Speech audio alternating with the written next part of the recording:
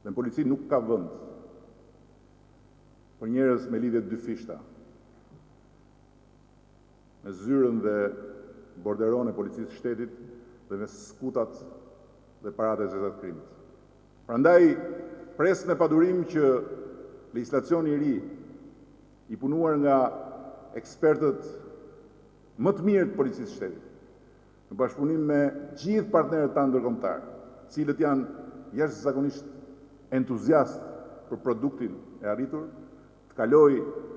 në parlament dhe më në fund shërbimet inteligjente të policisë së shtetit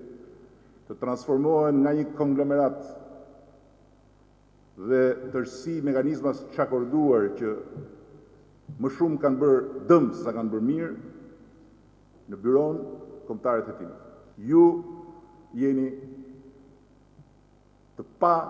negociueshëm me asgjë dhe me askënd, pasi për ne siguria e këtij vendi, që lidhet me dinjitetin e këtij vendi dhe në sytë e botës, po që lidhet dhe me sigurinë e familjeve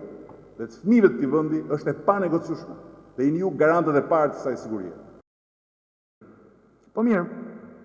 kur qënë ka i gjithë shteti në këmbë, përfshirë dhe policinë për të bërë trafik droge, kush do e merrte mundimin të lodhej duke ulur një avron rër për trafikuar drogë?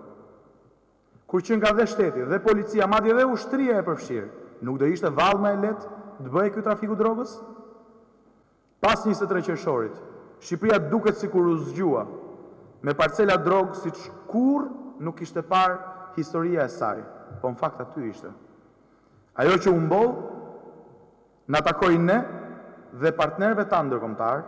për ta ndaluar të trafikohet. Më shumë rezultate të pa imagjinueshme do vinë, me që deri dje ishte e pa imagjinueshme kjo që ne po bëjmë sot.